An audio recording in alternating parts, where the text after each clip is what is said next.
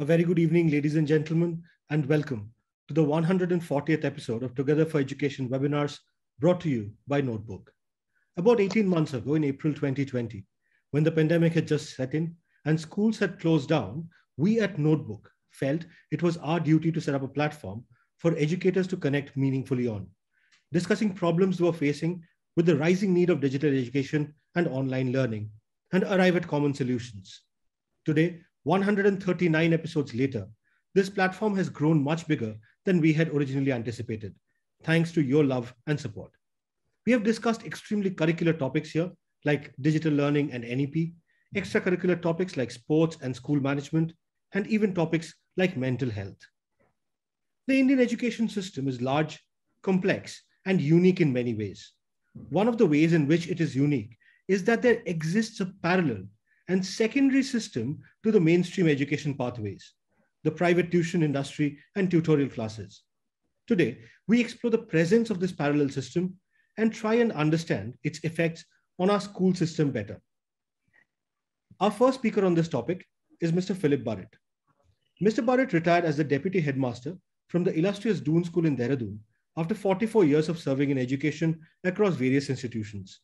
He served the Doon School as the Housemaster, Head of Department, Dean of Activities, Dean of Student Welfare, Deputy Headmaster, Second Master, and Acting Headmaster with great distinction. He also carried out a visioning exercise for the Doon School in the year 2011 through an in-depth study of a number of British public schools and various schools in the US. Mr. Burrett qualified as a leadership trainer at Wellington College, UK in the year 2000. He is also an athlete, an adventurer, and naturalist, and we at Notebook are privileged to have him as our senior advisor. Sir, thank you so much for making the time to be here today.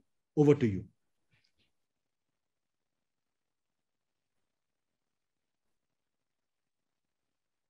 Mr. Burrett, sir, are you there?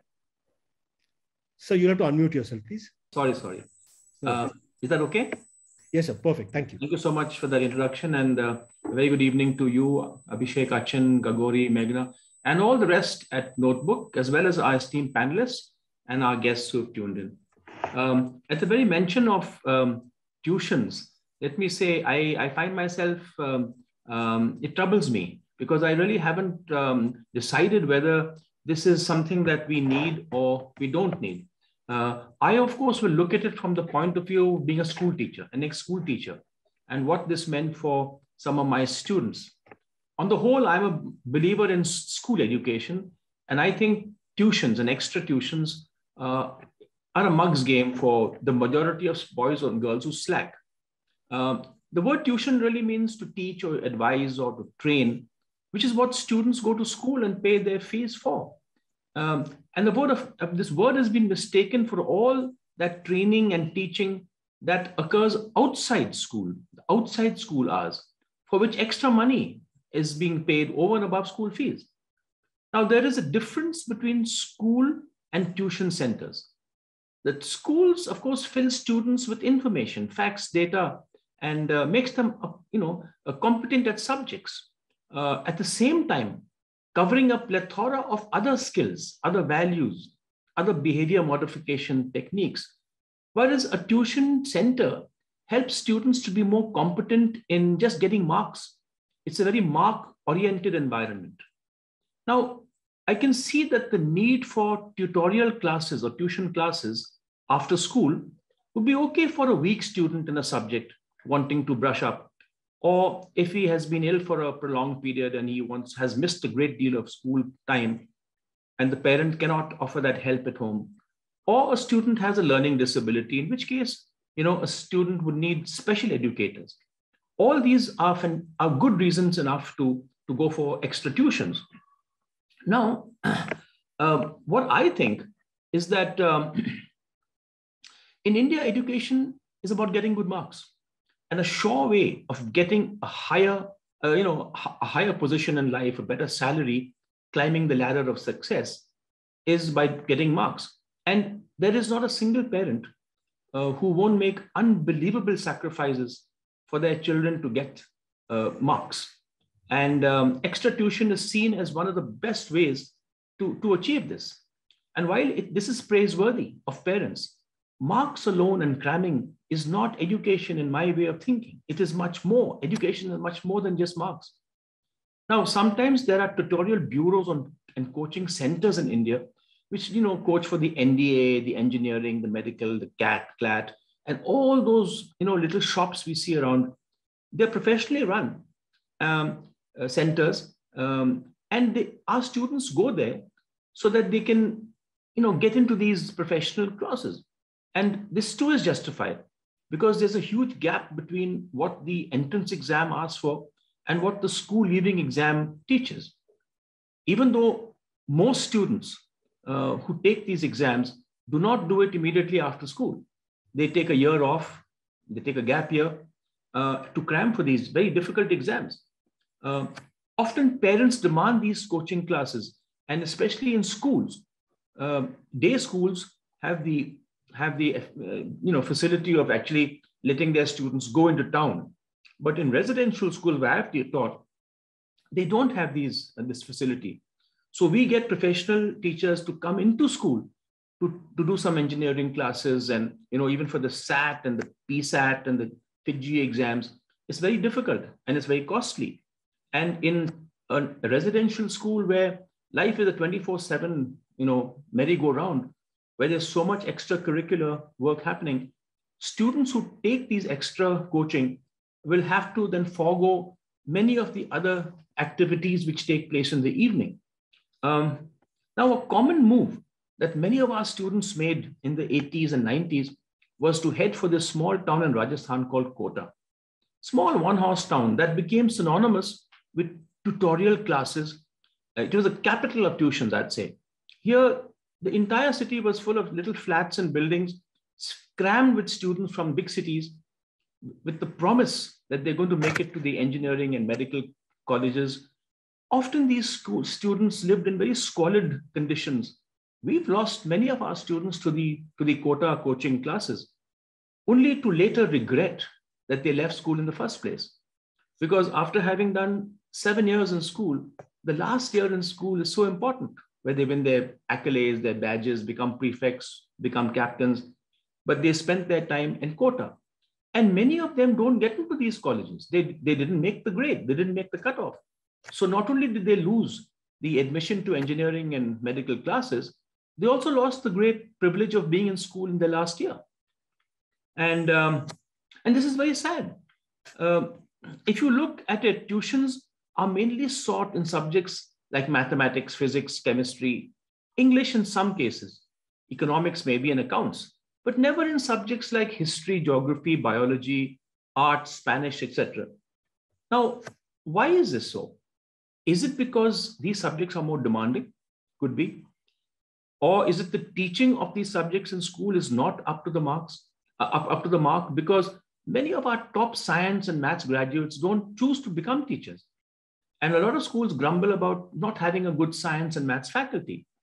Or is it that the students are taking up these subjects for which they don't have a natural aptitude, or their parents are forcing them to take these subjects because they're being forced into careers that they're not naturally inclined to?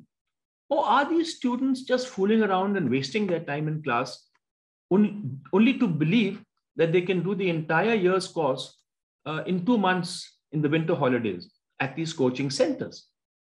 So instead of using school to study, school is the time to fool around and play, believing that in the last 2 months, the parents can shug out a lot of money and they will make up the year's course in 2 months. Now, at the Doon School, our board classes stayed behind in town, living in all sorts of paying guest accommodation, eating in sleazy little hotels, doing the year's work in 2 months. And often, indulgence parents would even have personal transport and drivers at their beck and call, and even maids, while their sons who had fooled around for 2 years in school, last 2 years, were now studying in the last 2 months. Now, as in my position in school, I had to keep a check on these boys to see how they were behaving in town. Often they got into trouble. Now, you might think, well, once they're home on holidays, it's not the school's responsibility to see what's happening in the holidays. But it is the school's responsibility, because if they got into trouble in town over drinking or fighting, it would be splashed all over the local newspaper. And you would get Doon schoolboy involved in accident, or Doon schoolboy found making a ruckus in town. Now, to prevent that, I had to go and actually check on where these boys were staying and what they were doing. And believe me, their parents were sitting in Delhi and Bombay, believing that their children were studying, but they were doing anything but. There was no need for tuitions. If you pay attention in class, that's all you need. Now, when it is not justified, I believe parents who believe school is for having fun and holidays are for tuitions to prepare them for board examination are totally wrong. Yes, with that extra help and brushing up, it is understandable that you'll do better. But spending lakhs over and above school fees and whiling away their time in school is not what I would advise. And what are the problems with tuitions and tutors? First of all, no tutor will ever speak well of a school teacher. It's like a tailor or a barber who cuts your hair. He will always ridicule the person who last cut your hair and say, what an awful haircut you had.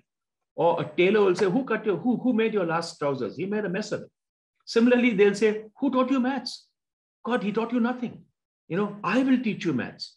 That's the first thing. And therefore the students start, having no faith in their class teacher. They say, only the tutor can help me out. Then they look for as many students as they can to maximize their profit. So it's not a private tuition as a one-to-one tuition. It's a full class with a small blackboard in the corner. Now, these private tutorial bureaus are often at odds with what we teach in school. They teach very differently. And instead of maybe helping the students to understand, they probably confuse the students even more because they have a different approach. Your physics teacher has taken you from class 11 to class 12, and suddenly you find a new person who has a totally different approach. It might be confusing. Many of these tutors are from reputed schools who set board papers. And these centers, at these centers, word spreads that, if you go to this center, such and such tutor sets the board papers. So a lot of students will flock to these centers, not with the hope of learning anything, but more with the hope of, I'll get the papers. And often it is rumored that a certain tutorial, they have a know-how of what's coming, the guest papers are good. And so therefore they selectively study. When they selectively study and go for these guest papers, often they get it wrong. And so instead of doing better, they do worse. And, also I find that a lot of what happens at these tutorial centers is socializing.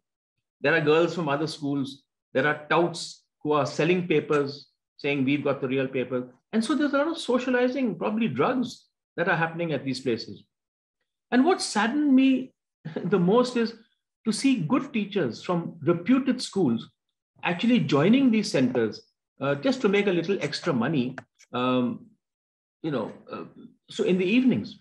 And some of these teachers became so big that they left the schools they were teaching in, organized fleets of buses, took over entire buildings, and set themselves up as tutorial centers. So you lost a good teacher and you got a big tutorial bureau. And all this because there are too few jobs for too many students.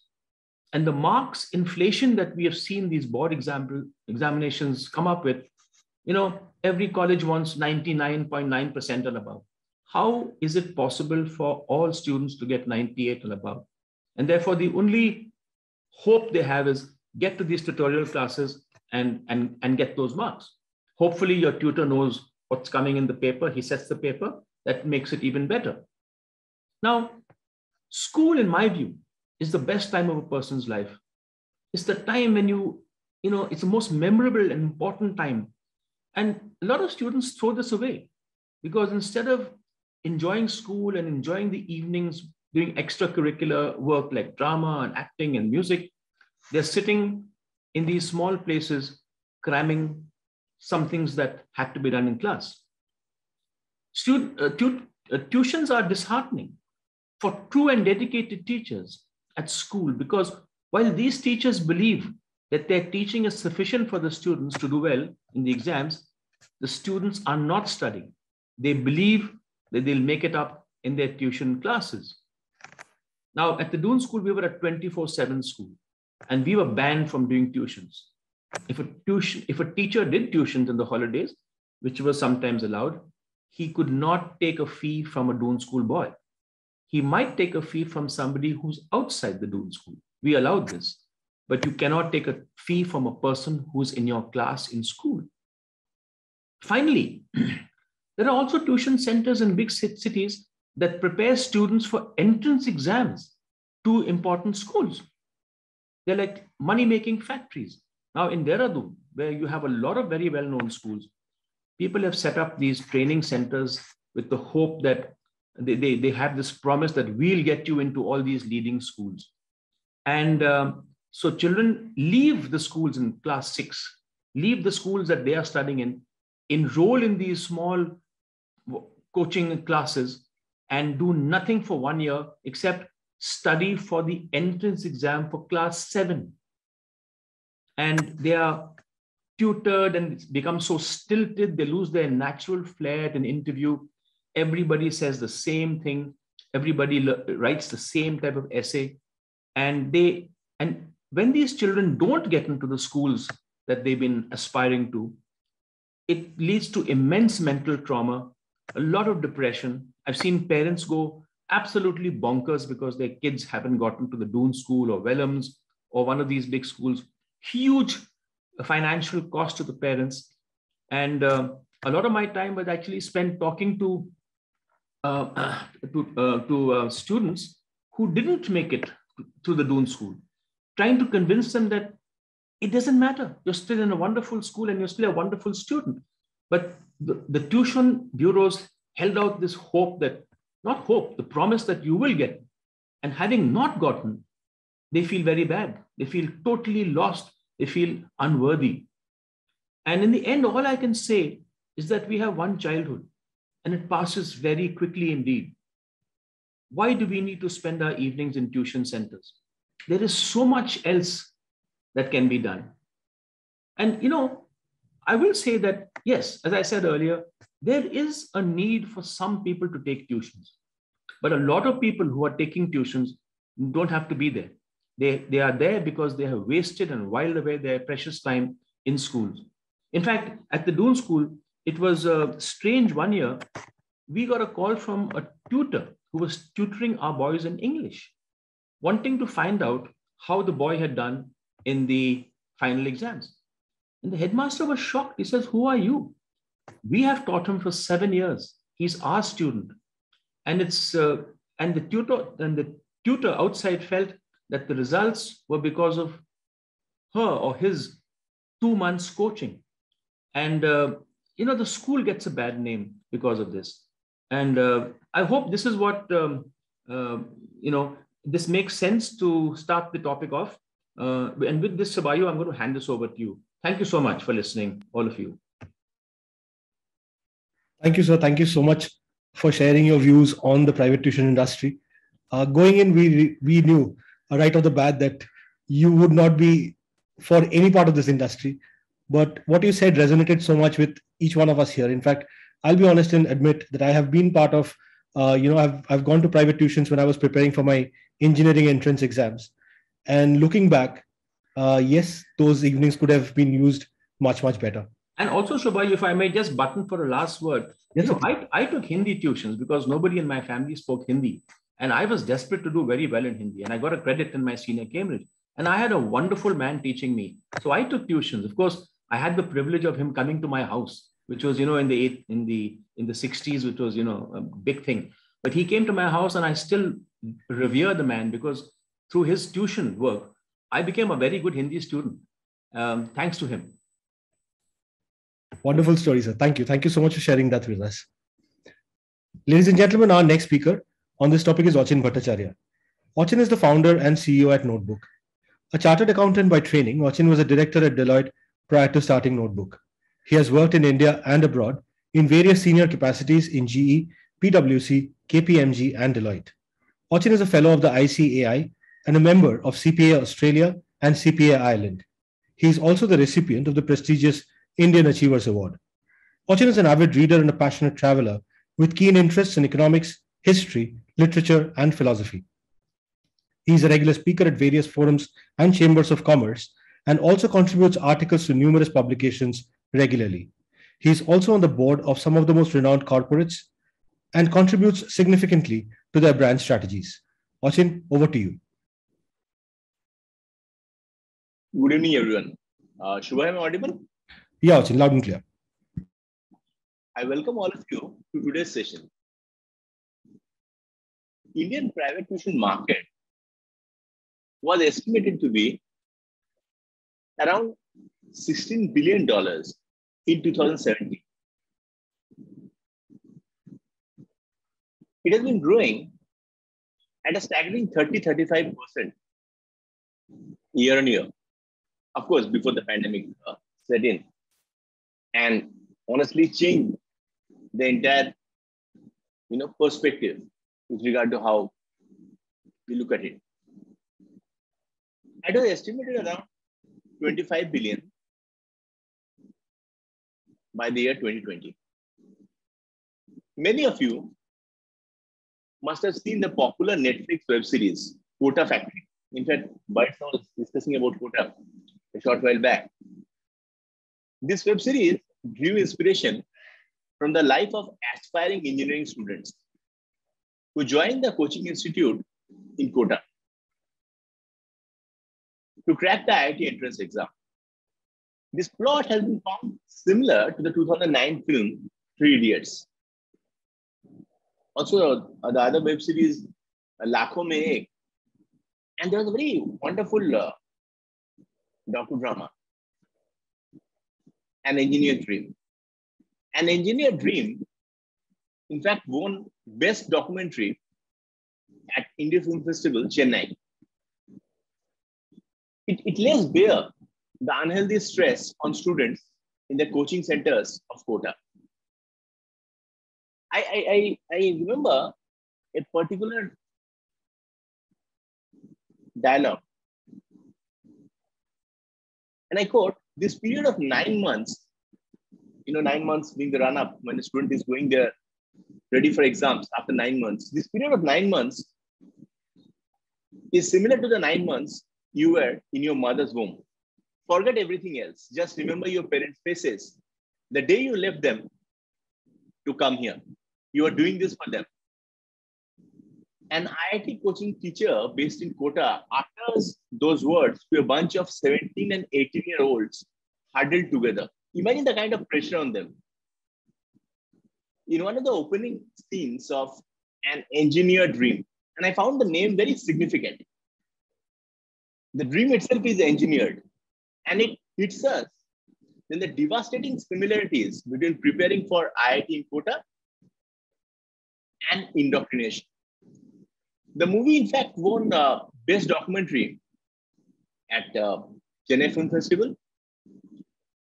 An Engineer Dream follows the lives of 4 teenagers traveling from different corners of India to Kota.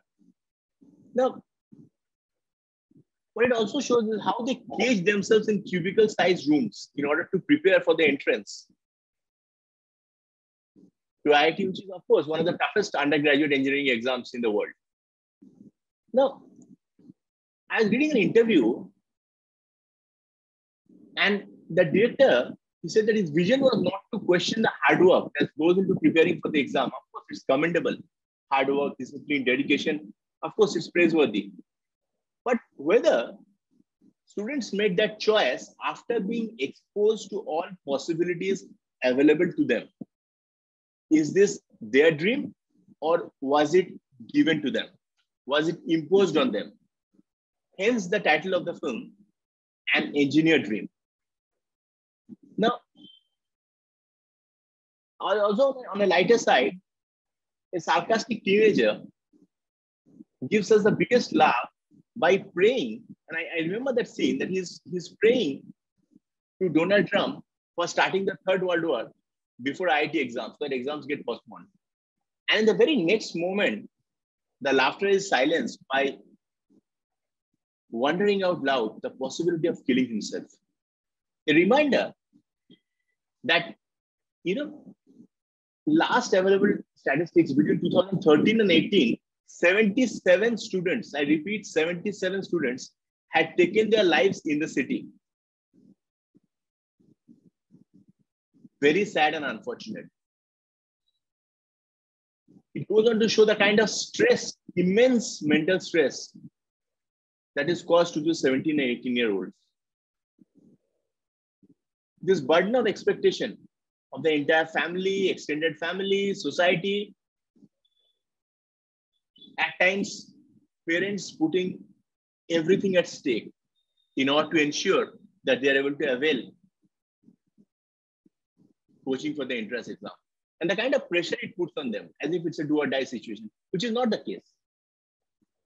So if we examine the scale, if we examine the growth, the scale, the causes and the consequences of supplementary private tutoring, which is also described as shadow education. Because if you keep an empirical focus to school education, both elementary and secondary in India, now attending these private coaching classes is not a new development, and neither it's an Indian phenomenon. It is fairly common in many regions of the world, and especially in East and South Asia in particular. It is increasingly being availed. And the surprising part is students of, be it those who want to excel, the so-called meritorious ones, or those who are struggling to keep pace, and even to master the basic skills, which is very surprising. However, I was going through some data, and it also occurred that between 2014 and 18, the number of Indian school students who take private coaching declined in most states. And we are discussing about 2014 to 18. Of course, during pandemic, I believe numbers have gone down significantly. A long booming market for private tuitions in India earlier seems to have peaked. So if we, according to data by National Sample Survey, NSS, report on education, around 2017-18, around 21% students opted for private tuitions, which is 6% point lower than 2014. 2014, it was around 27, so it came down to 21%. Almost all states saw a decline, with urban areas reporting a higher decline in coaching classes. The group most likely to take tuitions, which is, of course, the secondary students in urban areas, saw the share of tuition takers falling 8 percentage points to 38% in 2017-18. But if you go a step further and try to analyze the reason behind this decline, it appears to be driven by increasing enrollment in private schools and a shift away from government schools in urban parts of the country. Enrollment in government schools has been declining across the country for several years now. According to, if you go to official database of Unified District Information System for Education, all but 3 states saw private school in urban areas attracting more students than government schools in around 2015 to 18. Now, states where the share of tuition taking students declined the most, wherein we saw the most sharp decline, Bihar, Karnataka, Tamil Nadu, and Uttarakhand, saw significant decline in government school enrollment during the period. So this goes on to prove a correlation that the very same states where we see that the percentage of tuition taking students declining, these are states where government school enrollments also have gone down. So students have shifted to private schools. most parents have the perception that private schools perform better. So when income level rises, many prefer to move children to private schools. And thus reliance on tuitions may drop. Now, such a shift from government schools in rural areas does not impact tuition numbers much because private schools there are relatively inexpensive. We are discussing about rural areas. However, survey data shows that a strong link between levels of government school attendance and reliance on private tuition. Now, states where more students go to state-run schools, government schools, mostly in Eastern India, are also the ones where more students take private tuition. West Bengal, incidentally, traditionally had the highest tuition levels. Nearly 84% of all urban school students attending some form of tuition, ranging from 76% in primary grade to 91% in secondary classes. And in West Bengal, around, and I'm discussing about 2018 data, 72% of states' children go to government schools, by far the highest among major states. Because if you compare this 72% in government school data to other states, say if we compare in East, for example, Odisha 56%, Bihar 58%, Assam 62%, are other states with relatively higher number of urban students attending government schools. The 72% is, of course, very high. And also, as we mentioned, the data that also more students opting for private tuition in West Bengal. Telangana, with the lowest dependence on private tuition, and survey data shares 5%, only 5%, has just 12% of its urban students in government schools. Now, other states with low tuition level, Andhra Pradesh, Karnataka, and Tamil Nadu, have fewer than 30% of their urban students in government schools. So I think this data is very self-explanatory. The new national education policy said that coaching culture diverts students from what could be valuable learning time. But the coaching culture is only a symptom of a deeper malaise. India's struggling public school system. In 2014, K. Sujata of National University of Educational Planning and Administration described private tuitions as a surrogate mother. Hordes of students rush to private tutor after school hours across the country because they learn very little in schools. But this surrogacy also extracts a heavy price. On average, private tuition raises educational expense by, and I'm quoting 2018 figures, numbers from the survey, it raises education expense by 53% in urban areas and 75% in rural parts, which is very high, at times very difficult for parents to afford. Now, between the two national surveys that we discussed of, the cost of private coaching has increased at around 6% to over around 3,400 rupees per year in rural areas to 7,500 in urban areas. So large disparity is the obvious outcome. Students from economically backward sections are far less likely to attend private tuition than those who are more fortunate, more privileged. Now, between expensive private tutors and expensive private schools, many parents, most parents now are opting for the latter, which is a good private school.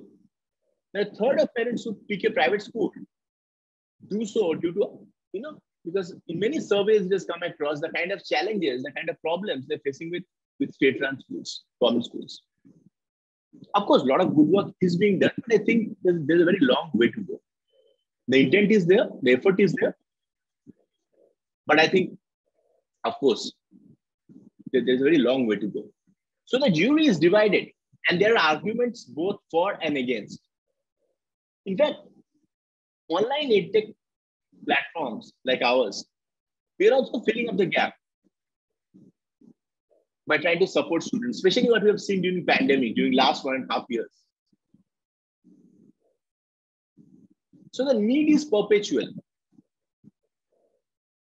Online education, for instance, need to provide 24/7 accessibility of quality education at affordable prices. At least the intent is that, right? The problem starts when things are overdone and EdTech is aggressively oversold by luring students and parents with promises which are perhaps not meant to be kept. So there are a few questions which I think are very important. And we have a wonderful panel here today, and I'm sure we'll get to hear from them as well on these important points, which I think are very relevant. First of all, the need is perpetual and both-sided. Students, of course, at times they need help. And personally, the way I look at it, a teacher is a teacher, right? If we learn something from him or her, we have that utmost respect throughout our lives, whether in school or out of school. What matters is the quality of education. Having said that, as we discussed, that the need is perpetual, both from students' perspective as well as from teachers' perspective. In fact, many university students who pay for their own education by helping school children. And some of them are very dedicated. I personally know a few of them. Retired senior citizens, good way for them to stay active. Homemakers, many of them so talented, who have voluntarily given up on maybe full-time work because of family commitments, but so talented and qualified. So how do we strike the right balance? How do we ensure that we strike the right balance? Other thing is, does it thus reinforce or reduce social inequalities? Because we discussed about students who are coming from economically disadvantaged sections, not getting access to quality education, whether in school or out of school. Now, that's a huge challenge that we as a country, as a society, we face. So is additional supplementary help only widening the gap? And also, in addition to the equity issue that we just now discussed, do various shadow and even shady business practices that seem to swirl around activities of several tutoring agencies, many of us are aware about them, we have read about them, whether they be corporate or cottage, indicate excessive commercialization of education, which in turn damages, corrupts, and deforms non-market values that constitute the civic enterprise of education. Today morning, just to share with all of you, a friend of mine told me, after hearing about today's topic, that additional help is here to stay. And he made a comment that even Alexander the Great had a private tutor. I asked him in return, that well said, but was he enrolled in a good school? So I think these are some thoughts that I wanted to share with all of you. I thank all of you for giving me a patient hearing. We have a wonderful panel here today. And I find today's topic very relevant. And I indeed look forward to hear from them, their perspective on this topic. Over to you, Shubhai. Thank you, Achin. Thank you for that wonderful presentation and for sharing your thoughts on this topic. Well, ladies and gentlemen, as Achin mentioned, we do have a fantastic panel lined up for you. Before we go on to the panel discussion, a little bit about Hear Us Notebook. We at Notebook are an EdTech product. We create short videos pertaining to every topic in the school curriculum. What this means is Notebook finds usefulness in two different ways. One is when you, as a teacher, want to give your students a more visual introduction or a visual grasp of the topic that you're teaching. You can play the Notebook videos in your class, whether it's an online class or an offline class, and have your students have a first-hand visual interpretation of what you're about to teach. The second is months later when the student needs to revise the topic that you had taught. They can have these videos on their personal devices. At home, whether it's a smartphone or a laptop, the students can watch the notebook videos over and over again until they get confident about the topic that was being taught. Also, these serve as a reminder of what you as the teacher said in class that day when this video was being played. I'm going to play a short snippet of one of the notebook videos for you so that you understand what these videos actually look like. The figure of the Renaissance men who honed a wide range of interests and skills emerged in Florence. Leonardo da Vinci was one such Renaissance polymath with interest and aptitude in science, arts, architecture, anatomy, engineering, mathematics, music and cartography, etc. Artists in Italy were excited with the material remains of ancient Roman civilizations like works of art.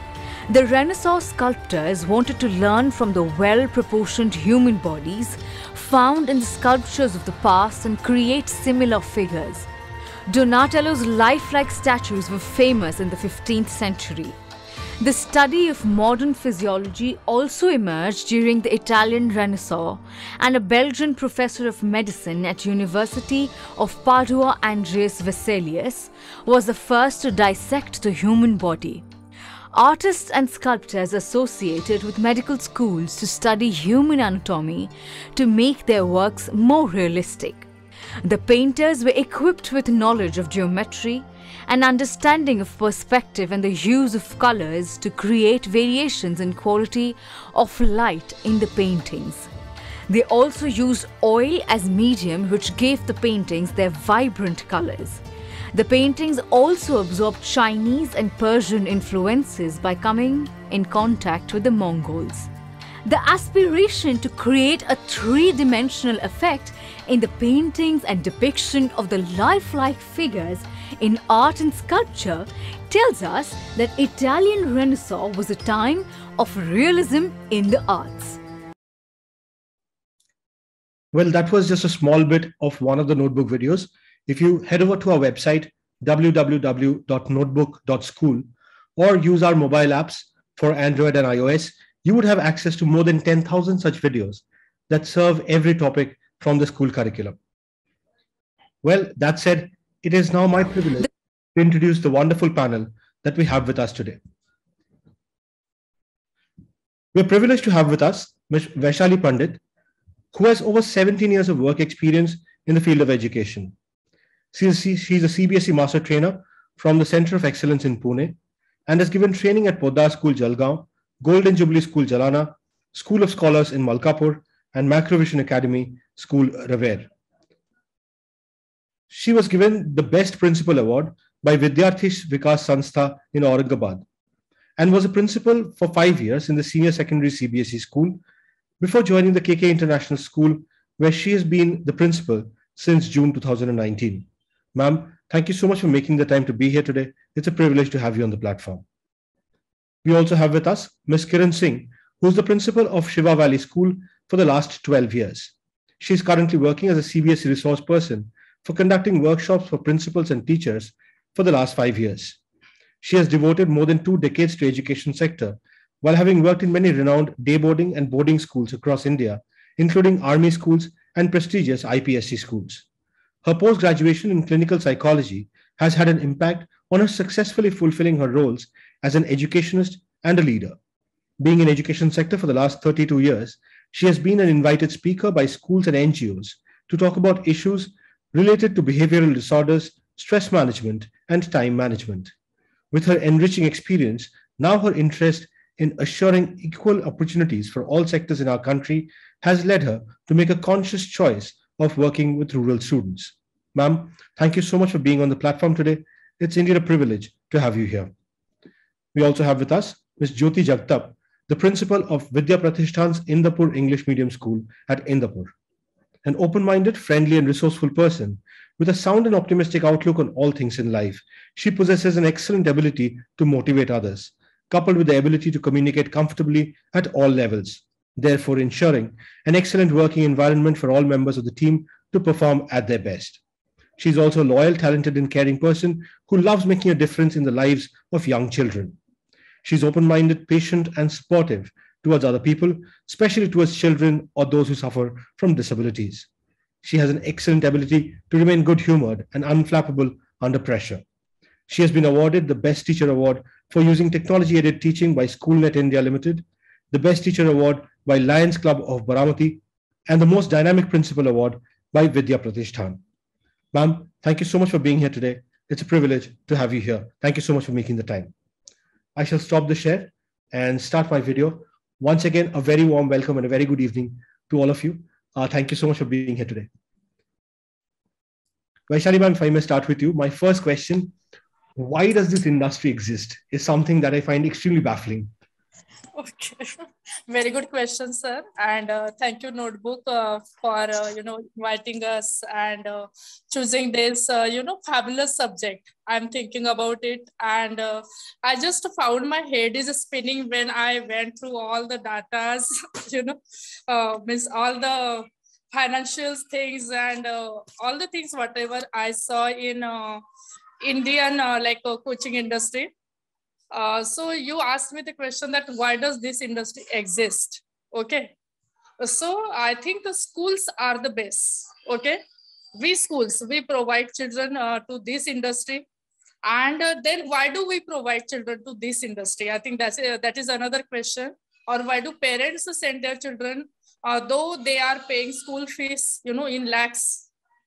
And I have recently just saw one data that in private unaided schools in Maharashtra, almost 74 students opt for private coaching. And the number is highest in Kerala, the most literate state of India. And the percentage is 93.5%. So we can imagine what we are doing, what our children are doing, what our teachers are doing, and what our parents are doing.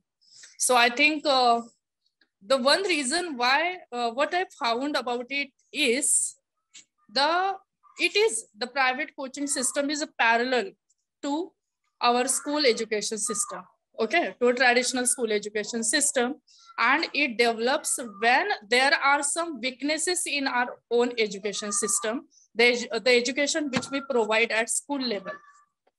So which are these weaknesses? So there are we may say, curriculum is not set up according to the 21st century needs of children. Overall, you can see the competition everywhere. Even this year, my daughter, she appeared for JEE Mains, JEE Advanced, and I am very active member of all this fraternity. I think here representing this topic. I can't say that she did not get, she did not need any, coaching or private tuitions. Yes, she needed. But the answer is then, are we that much self-sufficient in providing those, that type of curriculum which is required for the competitive examination? Why do my daughter needs coaching for JEE Mains and JEE Advanced? Being a principal, being an educator for 17 years. This is a question in my mind also. And the answer is that our curriculum, our school system, okay, our way or mode of taking examination, our ways of assessing students are not up to the mark. One thing, there are two, sides of this coin. There are two sides. One, that side I'm telling you right now, that we are lacking somewhere. Somewhere our education system is lacking. Somewhere our teachers are lacking. Somewhere the whole, the school scenario is responsible for this flourishing, industry. I must add some, data for this again, that almost 2,500 crore rupees business is there in this industry. And though we have 15 lakh government schools in our country, and I think the panelists and the participants know the condition of government schools in our country, but it's very shocking that 93% children from Kerala, they opt for private tuitions. Okay, and almost, if I take the data, then it's 7 crore students who are enrolled for private tuition. So one thing, I put a blame on our education system, on our schools, on the smooth running of schools, on the quality of teachers. the quality of education, what they provide at school. Now, the second side of the coin, which I want to discuss here, is that what the coaching institutes are doing. Are they playing with your money? Are they playing with your emotions? Are they playing with the future of your child?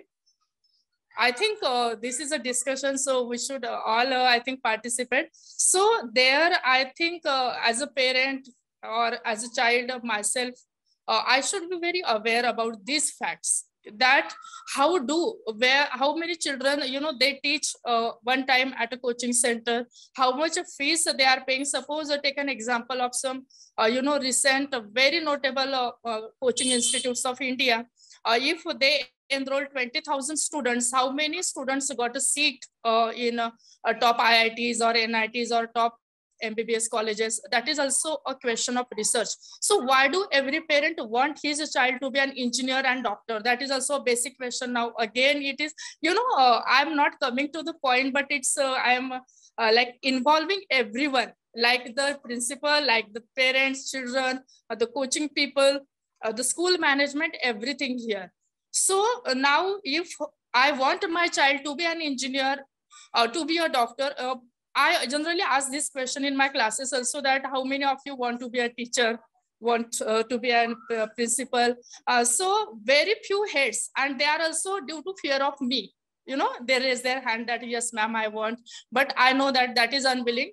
So till in 21st century, the mindset of our parents did not change. They have very high expectations from their children. And that is one of the biggest reason, I think, to flourish this industry. Sir, may I continue, or means you can give chance to other panelists also? Ma'ams are there. Sure, I'll go over to the others. Ending, I think we can have discussion for hours on this topic. Okay. Absolutely. Thank you. Thank you so much. Thank you. Kiran ma'am, if I may come to you next. I think Vaishali ma'am gave a great introduction to the need of this industry. But here is a question that comes to my mind when I look at myself and going to private tuitions. Are our assessments framed the correct way if the same individual needs to be judged by two different standards to ensure where they end up in their higher studies? Is that a reason for this industry to exist, ma'am? Yeah, a very good evening to everybody, and thank you for having me with you for this discussion.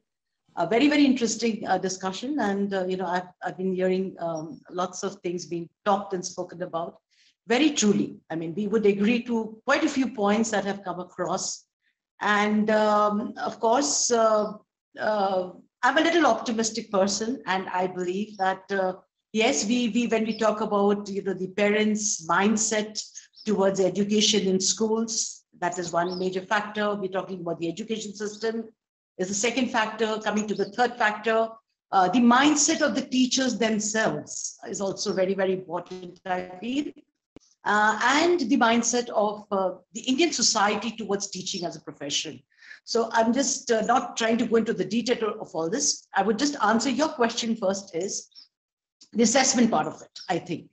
And I think we were really lagging behind a lot in this particular aspect of assessment.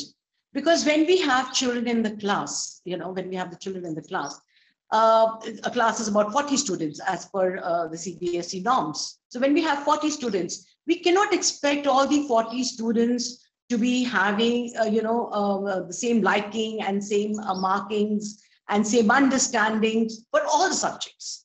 This normally happens, when we see the report cards for any class, I would say, for that matter. When we see the report cards, the child might be faring very well with languages, but not faring very well with social studies or with science or with maths. And the parents always are very keen on understanding that why my child is doing very well with, with languages, but not able to do very well with social studies or maths or science. And these are two particular subjects, I suppose, where the parents are very, very enthusiastic about the scores of the children, especially the maths and science. Because, let me be very specific, because I'm teaching right now in a rural school. Because they feel the only 2-3 options open for the kids is either an engineer or either a doctor, and that's it. I mean, there's nothing else left for the child. Now, when the assessment part is done, which is given, to the teachers or in the part of the curriculum, It is the same question paper that is given to all the children, not keeping in mind, about the differentiation instruction that we give to the children in the class. We are talking about inclusive education in the school. We are talking about, inclusive culture in the school. Why don't we apply that in our assessment also? Because once we do that, I think that will really help the children who are not very good with one particular subject and then doing well in the others. So at least we could guide the child, at least we could help the child. And most important, I feel, is the confidence of the child. Once the child is confident, once the child is very happy that yes, he can do something. I mean, CBSE clearly says, why teach a child something that he's not interested in? Why not teach the child something that he is interested in? And assessment plays a very, very important role, I suppose, in this. And thankfully now, with this new NEP system that is being introduced, which now we are talking about, the new little changes that are coming up, and teachers do get little worked up thinking that, how many separate papers they need to make, for different. But I suppose if this little hard work is done on our side, and we just have a different set of papers, it is, assessment is for learning or is it of learning? These are two words which we really need to understand. And if we do the correct formation of assessment basis on the basis of the needs of the child, I think that would really, really help the children a great deal. So assessment definitely needs, like a fish is very good with swimming, but you can't judge the fish by giving marks by trying to climb the tree, which cannot happen. Likewise, Mr. Philip, when he started his opening statements, when he was saying, children are, every parent wants a child, to have at least, when you ask a parent, it should be 92% and 95% and 96%. We are so glued to these numbers and marks that I remember in between when the CCE was introduced by CBSE, and we were talking about percentile and we were talking about grading system, parents were not at all happy. They were just not happy. They wanted to know marks kitne hain, iske percentage kitne hain. So, and it's been for over years that this thing has been happening. So it is going to take time, of course. The awareness has to be done, and which is coming in slowly. It's just started. It will take a while. It cannot happen overnight. I'm sure it'll take a while. And yes, it is a big struggle for schools. It's a big struggle for teachers, a big struggle for parents. The complete mindset that needs to be changed, the complete attitude, the perspective that needs to be changed. I think once when we work out on all these things will get improved. And the best part now, I think what CBSE has introduced is the vocational subjects. Schools, otherwise initially schools was just harping more on the academics. But now with the introduction of the vocational subjects, and once when parents get in touch, so the rapport the school builds with the parents, trying to convince the parents the child is not doing very well in academics, there is another chance for the child to, get into the vocational subject, get into the trainings, and be successful in life. At the end of the day, what is education looking at? Education is not looking at marks. Education is looking at how successful the child gets in life. And we all know that, same thing like, children not getting proper marks, they get stressed out, the suicidal tendencies the children start having. So why pressurize the children if they're not able to do well in academics? Why can't they go into vocational subjects? So this one new change that has come in is very, very encouraging, very, very positive.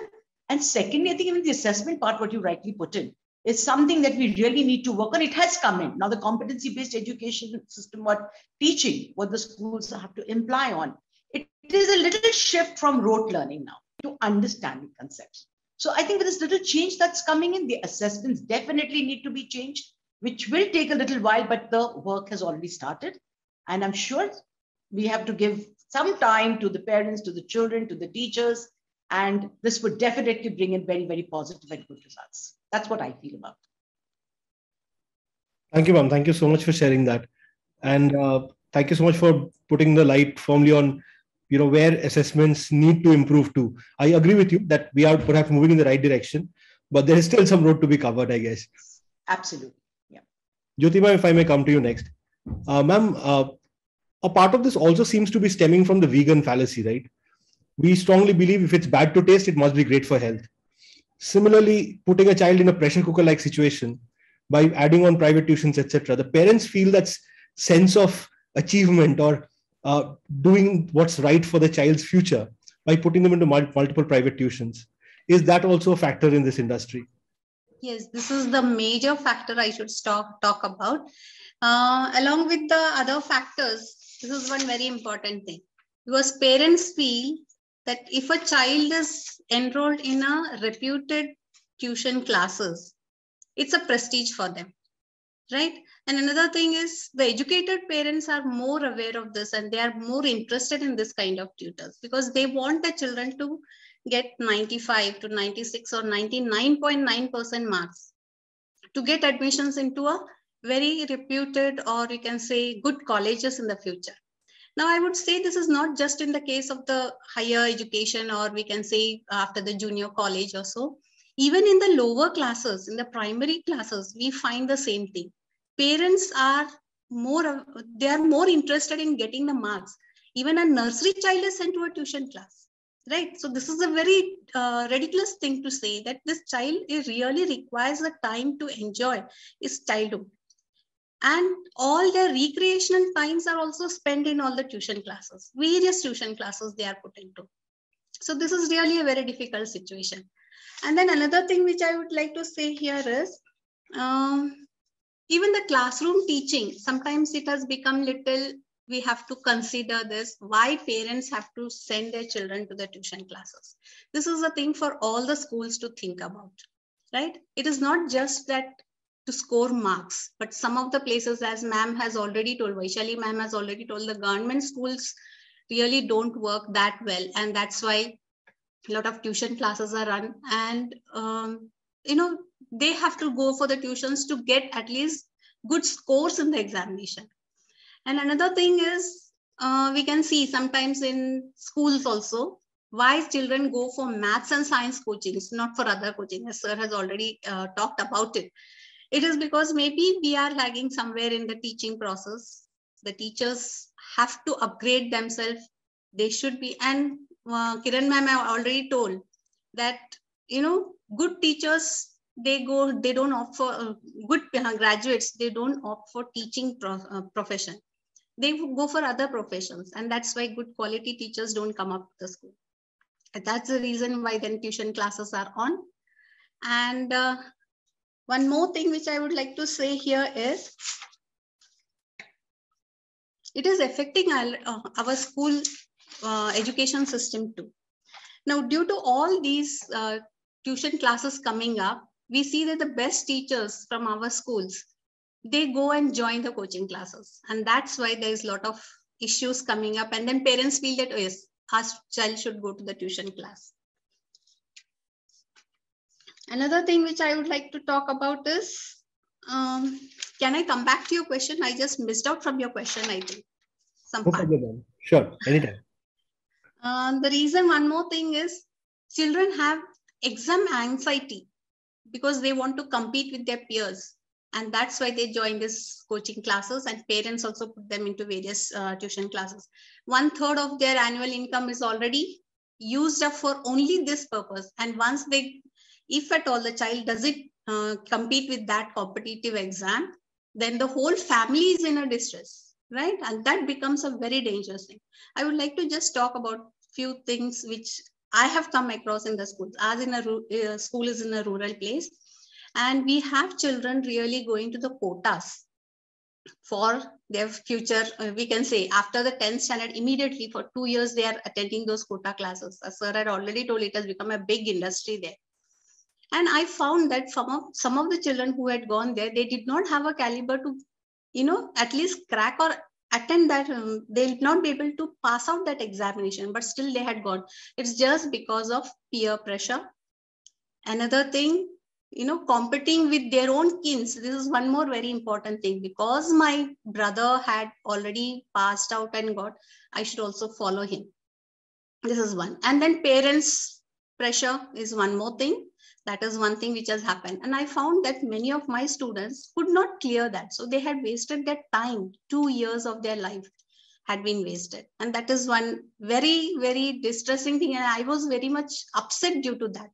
So we started doing a lot of, counseling to the students regarding what is really your skill, where you really love to go, you have to finalize that, not to think about other children, not to think about what my friend is, where he is following, I should follow him.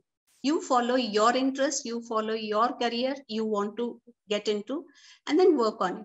So this is one very important thing. And even as sir had told, it is in the urban areas, it is much. It's not like that. At the rural places, it is now too much. This has started. They try to compete with the urban children. As they get the facilities, children go from this rural place to the cities. So this thing should not happen. Our education system or the schools are the best for the children. The school knows what is required for the children. It's not just focusing on the academic part. It is focusing on the all-round development of the children. Competency based, as ma'am has already told, we are focusing on all competency based, and competency development is required for the future. And they know only two fields, engineering or medical. There are a lot of other careers which really the children should know, and parents need to be aware of all these things. So actually the parents are to be guided, or we should say, bring awareness in them about various other, whatever careers are there. So then these tuitions will never come up in the society. Now new education policy also is emphasizing on that. They are planning to have the same thing, that drop out all those, we can say, I just would like to read out one of the things. A coaching culture is replacing precious time for true learning with unnecessary exam coaching and preparation. This is actually according to the NEP, which has talked about. And NEP is now open to learning all the other areas, that it is giving opportunities for this kind of thing. So I think this is what I would like to talk about. You can move on to the next. Wonderful, ma'am. Thank you. Thank you so much for that. Here's an interesting thing. And I'm an engineering graduate. I did my MBA after that.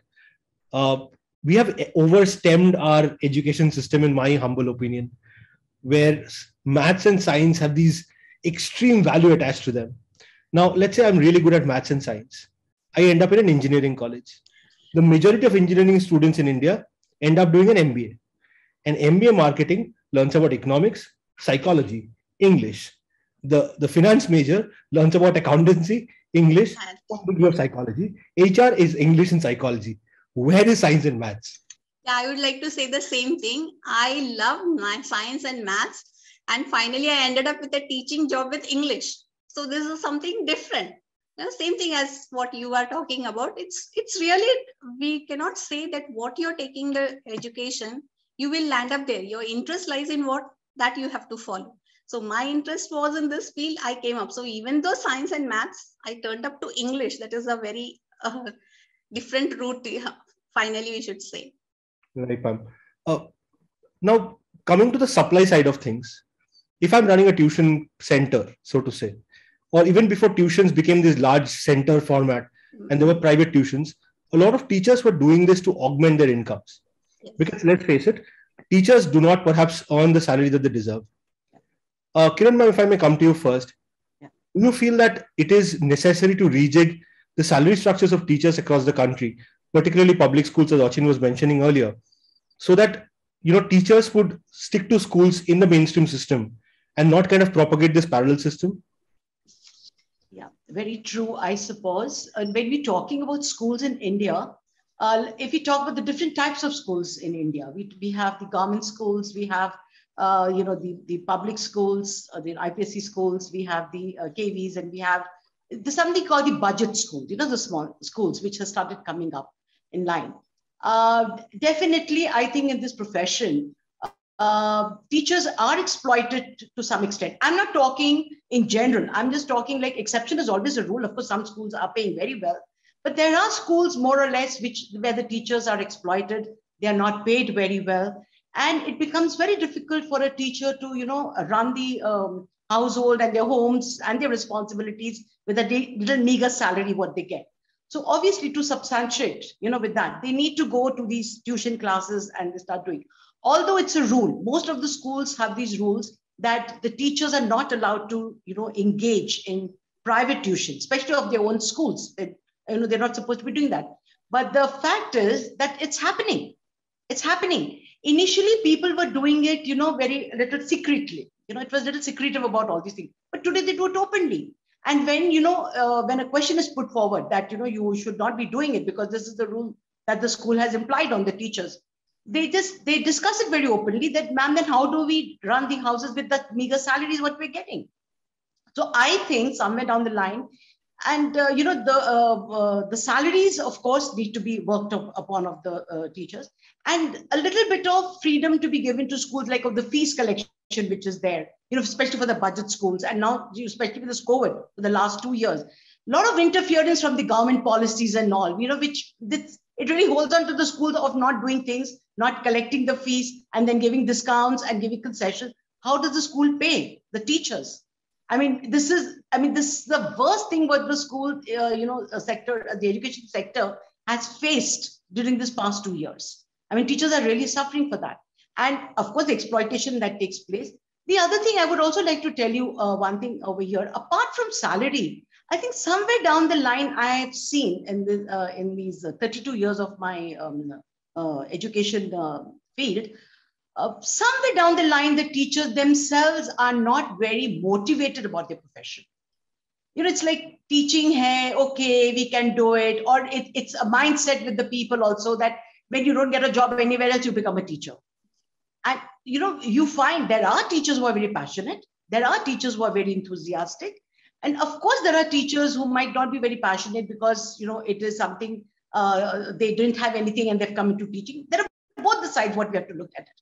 But I feel, especially even the training part, if you look at the professionalism of the teacher, just 1 year or 2 years of B.Ed, then half the time it is, on the correspondence courses and all. See, thankfully, now the things are coming, like NEP is going to plan it out for 4 years. It's a proper degree course what they're planning to do. So I think these changes were very, very important and necessary for it to come, which has come in a little late. But I told you I'm a very positive person, and it has come in finally.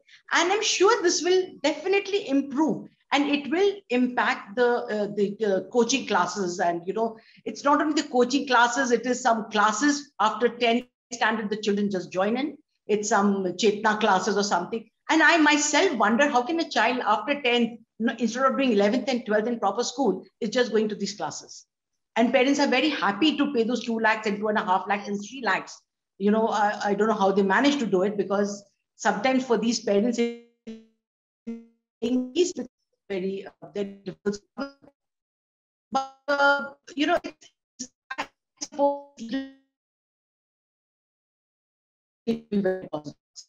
it's coming, it has to come, and we have to bring it into play. So once we do, things would definitely improve. It will take some time, but it will definitely improve.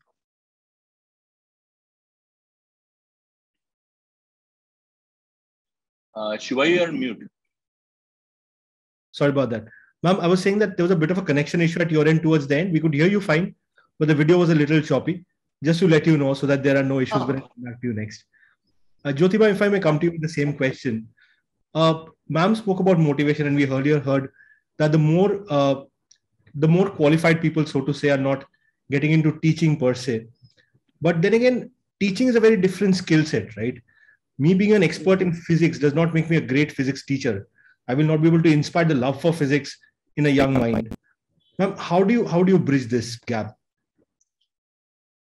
First thing is, when you have to be a teacher, your teaching skills have to be developed first. Unless you have the teaching skills, you will not be able to be a good teacher, right? Love for children, that's one of the important thing which is required, to stand in front of them and according to them, what you require to train them, or you want to make them understand, should be done by a teacher. If that teacher can do that, I think then that's the best thing. So the skills required for the teaching is very important. So anybody, like ma'am has already told, becoming a teacher by chance and not by choice is going to give a very, very different scenario in the schools. We will have a different kind of, we can say, the future citizens coming up, right? They will not be able to get really what is required for them for the better life in the future. So this is one thing. And to bridge this gap, we need to do as ma'am has already told, the education system should have that kind of formal training for the teachers. The B.Ed is now really coming up. I remember in the past some 10 years when I was as a principal, and some B.Ed students had come to me in my college for taking internship. They were not able to stand in front and speak few lines also properly, in spite of having 1 year of full training. They were not able to even communicate with the children what actually she wants to teach, she or he wants to teach. So this kind of training and just getting a certificate should be discouraged. And I think now NEP is coming up with this 4 years of training, rigorous training should be there. And this will help really to have good teachers. Even though if you have come by chance here, your training should be such a way that the training to be given to the teachers should be such a that they will be able to become the best teachers. Everyone has got caliber. It is not that they will not be able to do. The training and the need, what is needed for becoming a teacher should be given them a training. Another thing which I would like to say is the training, whatever they get, after they are joining somewhere, they should be every time oriented on those lines. Orientation, the micro skills should be developed in the teachers.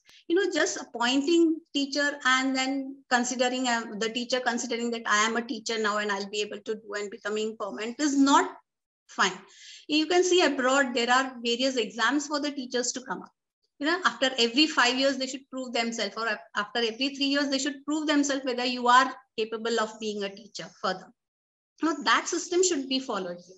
We have that CTET and TET exams, but still, I don't think that has made great impact on that. We need to have some kind of, every time there should be some kind of exams happening. Teachers should be brushed up for the new coming, whatever era, the new citizens which are coming up, the children who are coming up. They should be trained according to their level. We cannot be with the same old traditional way. We have to go along with the flow. And that kind of training should be given to the teachers so that this gap can be bridged. That's I would like to talk. Thank you. Thank you so much, ma'am. One point here. I just like to add one more point over here. Yes. Jyoti, the way Jyoti ma'am has just said this point was that to bridge also, we need to update the teachers' orientation by this professional development, workshops the teachers need to attend this. Because following the old, outdated method with these 21st century skilled children doesn't match at all. It just doesn't work at all. And that is why where you have to have professional training for these teachers, where the professional skills are developed. So the gap between the outdated methods, and the trainings what the teachers have got, and the children of today's generation, I think that needs to be bridged more importantly over here now. Wonderful, ma'am. Thank you. Vaishali ma'am, if I may come to you next. We heard about how you would want the teachers to be more technically qualified, right? If I look at the other way, given that so much of education is now happening online, right? You as a school have certain guidelines that you have to follow in terms of recruiting full-time teachers. But would you now be open to inviting maybe somebody who's an ex-IITian, which is what all these IIT coaching centers are putting on their boardings, right? Ex-IIT KGP, ex-IIT Kanpur is teaching at our center. Would you do that in a school as well? Invite engineers or people from other professional fields to kind of step in as temporary teachers at times? I would say no, sir, to this option. Okay, so first thing, I want a formal educated teacher to my place. Second thing, there is a very basic difference between the school education and the things that they provide at coaching centers or tuitions. So which is this basic change? So Jyoti ma'am already explored that. I want to continue the same thing. As she said that school, aims at the overall development of a child. They provide education. So there is a great difference between education and information, or, at coaching centers, they provide some contracted type of information. It's not information only, a contracted type of like ready-made formulas, the notes. So take an example of a student who is reading some 300 pages book, and coaching is providing him the same thing in 10 pages or more, less than 10 pages. So there is definitely a difference, a huge difference, where I think we all educators and even the parents are, keeping our eyes closed. I think that is the biggest thing. Suppose he's an or she's an ex-IITian or whoever, but the knowledge what these people got, it is of their field. It's a technical field. They might have again knowledge in some mechanical engineering or IT or CS or any other type of thing. So I think they are more capable to do things at their place than in a school. School has a different setup, a different scenario where the necessities of children are very much different than person. Though an IITian might be very, talented, might be very intelligent, excellent. What can I say? Okay, if he got selected in IIT, must be a talented person. I can't say that we do not require talented persons. Definitely we require, but more than a talent, I think I need a person who can cope up with this system, who can, cope up with the children, who can understand a better way child psychology, what are the demands of from a teacher. Okay. Abhi, now see, one thing I already put up, and again I'm taking the same point, that in India there is a lots of brain drain. I think everyone know this term. So our the top priority persons or talented persons, they opt for medical fields or engineering, and mostly they go abroad. So at that level, they do not have that option to choose teaching as their career. Now, what is a teaching? I think we are mature enough that we can definitely differentiate what is to be a teacher, what is to be an engineer, what is to be a doctor. And I think these ethics are there in our mind, that if I enter in this particular field, then what are my challenges, what are my responsibilities, what am I expected to prove at my workplace. So I think in India, when such type of mentality will develop, that since my childhood, it is my dream to become a teacher. Okay, if we get such type of motivational and devoted persons in this field, so the future will be different, definitely. So the difference is that I can't say an IITian can't be a teacher or can't teach in a school, but I can say an IITian who has that dream. Like sir, you also are from technical field, so you did not dream one fine day that I can be a good teacher. Okay. I think no one can be in your 4 years of BTech degree or might be MS or something. When you do your post-graduation, you can't dream that I want to be a teacher. I think if I ask this question to all IIT faculty who are, faculties at some very top institutes. So I think that they have this dream in their mind in their graduate or postgraduate years that they wanted to be a teacher. And if that is not their dream, then I can't say that they will prove good for my institute. That is explanation. Thank you, sir. Good question. And wonderful. Thank you so much. It's so good to see when ma'am said no, I don't want it. I just love that, because every single quota institute, you look at their billboard, it's so and so sir or so and so ma'am. At the bottom, it's either an IIT or an IIM. It's invariable, and it's so good to see schools taking that stand. Jyotima, if I may come to you next, we have bashed this system for quite a bit, but the fact is it's a huge industry, massive value, and it exists. And for an industry to exist, it must offer some value to its consumers, which in this case are the parents and students. Ma'am, are there any advantages to this? Yes, there is advantage. Even though we are talking about all its negative points, there are advantages of this tuition classes, we can say, or this booming industry in this in our country. Children feel that in the tuition classes or the private coachings, whatever they take up, they become confident. Wherein in the class, what happens? They are little reserved, because what might my friends react to this? How it will be? And when they are in the private tuition classes, they become little confident. They are able to talk one-to-one with the teacher, right? Another thing is the assessment which is done in that. It is on a regular basis going on. So they immediately come to know. Whereas in the school scenario, it is not so easy to do such kind of thing that now and then immediate assessment is given. I at least feel at present it is happening like that in the schools, right? And that is why they feel little confident in that place. And the fear of not excelling is almost lost in that tuition classes.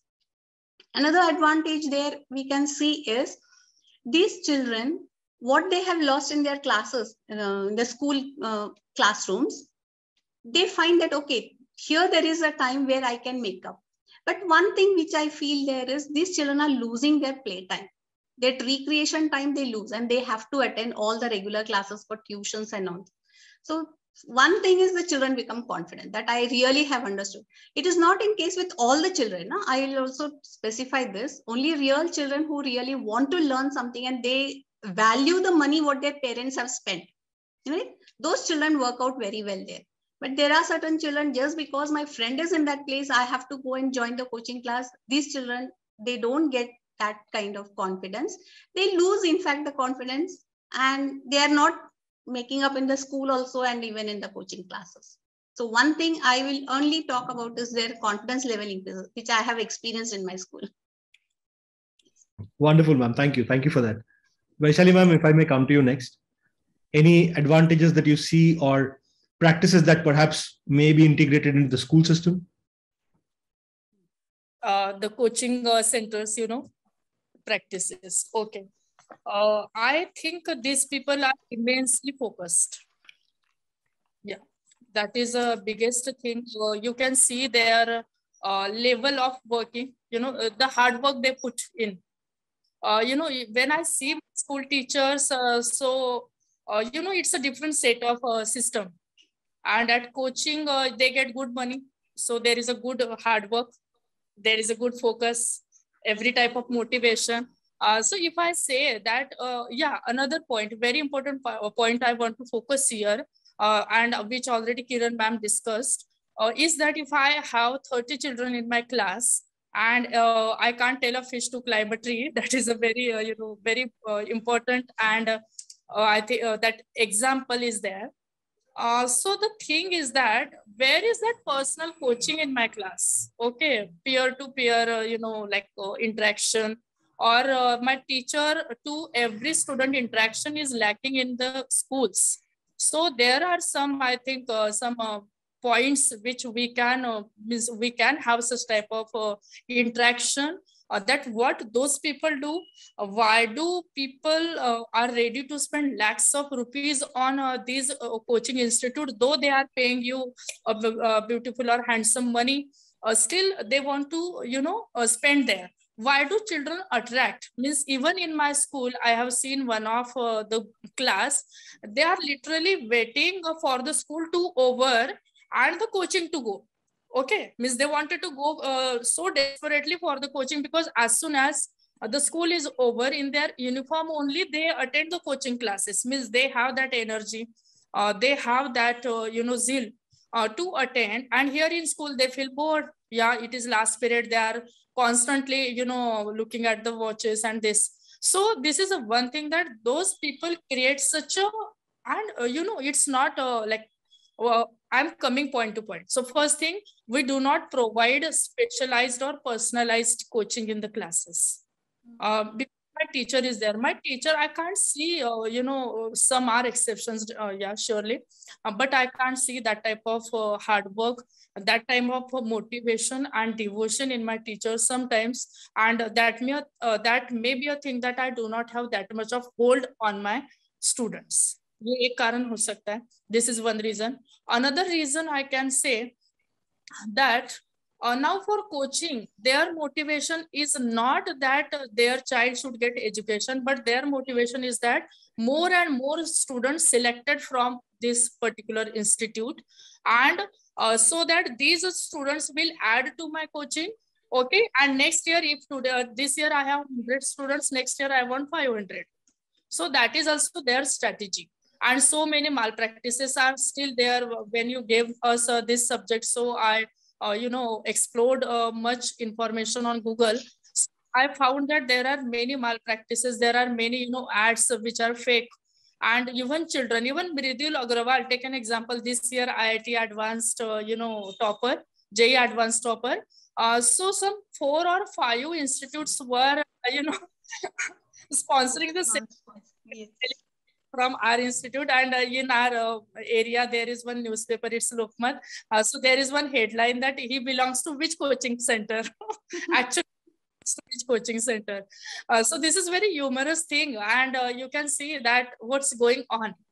Okay, so matlab ethical jo cheezein means the things which we develop at school level, so that definitely I can say there is a motivation, there is a dedication, but it is also not for education.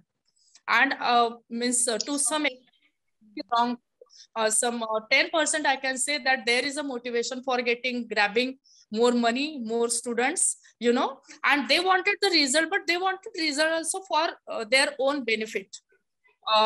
I am doubtful whether they see the future of a child or not. So the thing which I can take, I think I can find is the focus. And to some extent, yeah, there is also one point actually I wanted to talk on that why can't the school academic curriculum provide all support required for competitive exams? Okay, suppose if I want to prepare for JEE Mains or NEET, why do I only go in coaching class? Why can't I prepare at my own school, with my own teachers? Because we can say they are specialized faculties. Okay, so I think then the government or the test taking agencies are there, so they should make some changes in their competitive exam curriculum so that it should be go well or go hands in hand with the academic curriculum. Why it is said that yes, I require coaching for this particular examination? तो ये एक चीज होना चाहिए कि so that our academic curriculum or our board, whatever the syllabus we are providing, that should go hand in hand the strategies. Now that the MCQ pattern is there, objective pattern, test pattern is there for every competitive exam, I think, whatever except some UPSC or some public service commissions. So in my school, actually I take descriptive assessment. So now, board, CBSE board, they told us that take online means term 1 examinations offline, and we have this MCQ pattern. So I think a real witness for this system. Now what is happening with the children? They are continuously complaining me that ma'am, we are getting less marks. Though paper is very simple, we get very less marks. So why this is happening? Because they are not habitual with this type of MCQ pattern. What CBSE now told us to follow. So that is also one of the lacking. So abhi ye ho raha hai mere school level pe, this is happening on my school level. Now if I am taking on all the descriptive exams, then how my child will prepare well or will do well in other exams after 12th, whatever he will be facing. So that is also another thing. So I can, again, I'm coming on the point that from coaching institutes, I think their hard work, their zeal, their focus only. Okay, I don't want to go beyond that. Okay, so I just want their focus, but for what the focus is, that I don't want to discuss here. So these are some of the things which we can take. Even those teachers, they take lots of efforts. So that also the thing which our teachers and I think we should follow. Thank you, sir. Wonderful. Thank you. I'd like to add into this. The CBSE has actually come up with this now multiple choice questions. It is just to see that the children are prepared for this competitive exams. This is now NEP, as per NEP. They wanted to just wane away this tuition systems. And for that, these exams have come up, right? So it's right now, we are training our children to come up with this kind of thing, not rote learning, but competency development learning. So this is one thing. For annual examination or term 2 exam, they did not clear that whether it will be descriptive or it's multiple choice questions. So I can't think that what will happen, we don't know, but they have written clearly in circular that if the pandemic conditions are there, then there would be online or offline MCQ tests. Otherwise, they will take descriptive tests. So that is also, I can't say that our curriculum, our school curriculum going hand to hand with those competitive exam curriculum, their strategies, their tricks, and their way of assessment. It might not be immediate, madam. It will take time, at least I feel. It is started slowly, it will work on it. That's what my view is. No, that's a nice thing, ma'am. If it in continuation, then that will be very helpful for the students. Wonderful. Kiran ma'am, this is perhaps the last question that I get to ask because we are running short of time. Over 30 years, ma'am, in this education system, you've seen this entire, private tuition thing happen. Like literally a student taking help from an existing teacher outside of school hours to there being almost institutes as large as schools or if not bigger. Yeah. Ma'am, would the school system in India have been a better place had this not been there? Or do you think this is a competitive force that has forced schools to improve on themselves continuously? Very rightly said. I think being into this into the sector for last 32 years, I still remember our times when children, any friend of mine would be going for tuitions. It was very secretive. It wasn't very open, and it was like, oh, this child needs tuitions and they need to go. But in the past few decades, this complete trend has changed. And, people are very happy announcing that, yeah, we've joined the tuition classes, we've joined these coaching classes. And, mixing up these two things of coaching classes and, the tuition classes. Tuition classes start right from, the KG classes. I don't know where the need is, right from KG classes to 12, and then 11, 12, of course, is the coaching class that the children are going to. I think our schools in India would have been a much better place if these coaching classes would have not been there. One, the reason for this is because when we're talking about human beings, when we're talking about children, especially from the age group of, right from 2.5 years when the child starts coming to school, right up to 16 years when the child is there to 11, so 17 years up to 12. I think bonding, school is not only about academics and teaching. It's about, the social bonding, it's the emotional bonding. There are so many things, there's so many skills that the child is learning along with this. And in coaching classes, what I think all this would be missing because their entire focus is only on marks. And it is very, very, very repetitive thing that's happening. Like right from 7 o'clock in the morning to evening, so-and-so time, they're just, doing the practice papers. And the other thing I would also like to mention over here, in these coaching classes, till 10th, when the child has scored about 98 or 90, whatever the good children, and they go into the best coaching classes. And then the child, of course, does very well. The complete credit the coaching class takes, as though the schools have done nothing behind.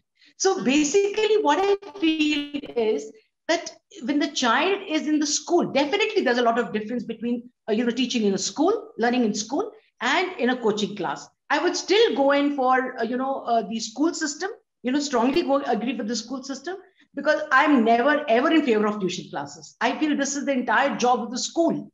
It's the school who has to do. And yes, there might be a few children who are not very good with academics, but the parents need to understand that every child cannot do very well in academics. Let's find out the ways where the child is doing well and let's promote him there. And let's make the parents aware that these are the future career options open for your child. Because till the time this does not come, the parents are very, very anxious that tomorrow if my child does not get a good job, how is he going to survive? How is he going to sustain his family? And the other part, unfortunately in India, our society, it's everything connected to the status. Everything is status. I mean, I don't think any parent would like to say, my child is very fond of doing, plumbing work. So he wants to be a plumber. Nobody would want to say it openly. You don't know, because today plumbing is an industry in itself where children can really do very well if they have to. Why do we force the children to do something what they don't like? I'm coming back to the same point of mine. So I don't think, coaching classes are actually required. The school can do this work very well, provided we have professional trainings, more rigorous trainings, for the teachers, special degree courses for the teachers, where the teachers pick up the skills, get more passionate, of course, getting the salary structure also very good, very well. And very importantly, the teacher's job to be looked upon with dignity. She's a teacher, she needs to be respected. And unfortunately, I find not only in my school, but in many schools, the way parents argue with teachers, the way they make them feel, as though we are paying you, so you were getting the services from you. So in case we change all this, I think definitely this is going to improve a lot. And again, I would come back to the point, the schools would be definitely a better place if these coaching classes were not there. Because I'm not in favor of this coaching classes. This is my personal opinion about it. Truly agree, man. That's true. That's Wonderful. Thank you. Thank you so much, ma'am. We had a feeling going in that in a panel of teachers, that would be pretty much the unanimous opinion. But it was wonderful hearing all those thoughts, all the various ramifications that this particular industry has had. Here's an honest truth. When we named this session and when we called it the private tuition industry, we consciously use the word industry because that is something we will never use in terms of school education. So thank you. Thank you for all those wonderful points. Thank you for this wonderful learning session that I have had. And I'm sure everybody else in the audience too. Achin, you will have to do the formal vote of thanks because we've had quite a bit of learning today. Over to you. Yes, I think a wonderful session we had. I thank all our esteemed panelists for their time, for gracing the platform. But sir, thank you as always for giving us a great start. And I think the best part is that you took a very balanced view, which is so important. And also, on one hand, while of course you discuss the pitfalls, but also great to know from you about your Hindi teacher and how fondly you remembered. So I think that's wonderful. Speaks volumes. And as I mentioned, when I was trying to share my thoughts on this particular topic, then of course there are many shortcomings, there are many challenges, there are many malpractices which many panelists also pointed out. But at the end of the day, the way I look at it is a teacher is a teacher, someone whom a teacher who has helped in transforming the life of a child, guide him or mentored him or her, and ensure that he actually lives up to his full potential. A student will always have the utmost amount of respect and gratitude for the teacher, irrespective of the fact where and how he or she met him, inside or outside school. So I think really wonderful session.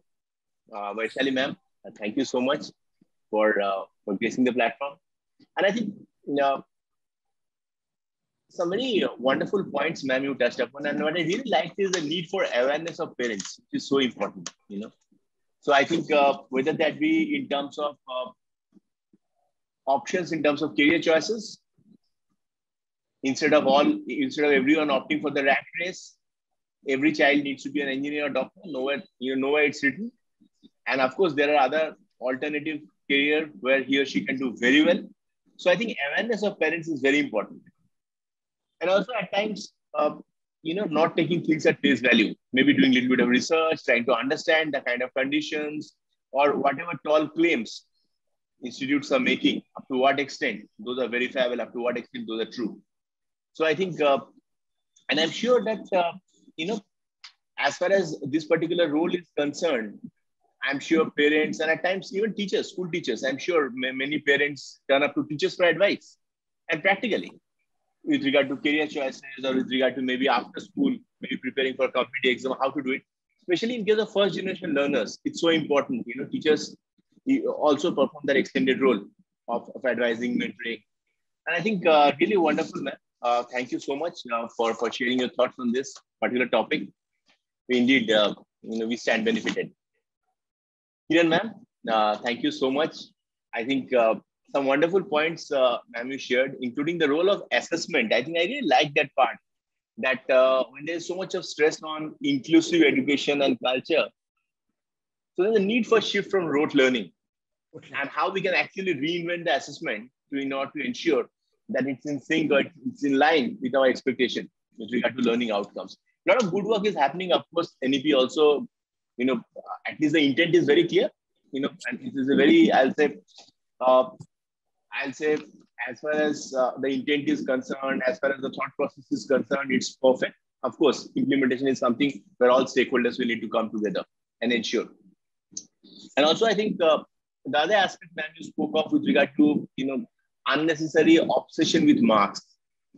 I'll say, at times that obsession goes to such a level that, there's nothing beyond marks that parents are looking at. It also puts so much of pressure on the child, I'm sure.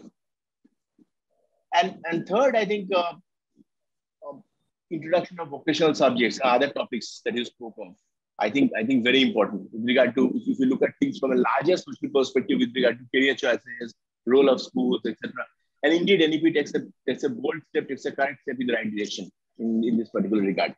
Thank you so much, ma'am, for your thoughts. Thank you so much. Yeah, thank you so much. Jyoti, ma'am, I sincerely thank you for your time here today and for gracing the platform. I think some wonderful thoughts, ma'am, and I really like your perspective, very mature and very balanced, I must say. So first of all, you're completely right that at times parents do see it as a status symbol, which is very unfortunate, very, very unfortunate. It's the most unfortunate thing possible, but then that's the hardcore truth. And second is, I think the other aspect that you spoke of, which is so true, so real, that we really can't afford to, look away or pretend that it doesn't exist. We really need the best of talent to come into teaching profession. And that is the need of the hour. Teachers by choice and not by chance. Teachers who will have the best of passion for teaching, not only talent, but also equal amount of passion, dedication, etc. So I think that is very important. Indeed, because if we are to ensure that as a country, we are able to, if we really want to ensure that we are able to take advantage of the demographic dividend, when we are uniquely positioned as a young nation, I think the need of the hour is to try and ensure that the best possible talent comes into teaching profession, in line with what we are seeing around the world in countries like Finland and Japan. I think that's very important. And third, I think, ma'am, exam anxiety that you spoke of is also a real issue. Indeed, a very real issue. Unfortunate, but very real. So I think I really sincerely thank all our esteemed panelists. We see so much of maturity and experience in the panel here today.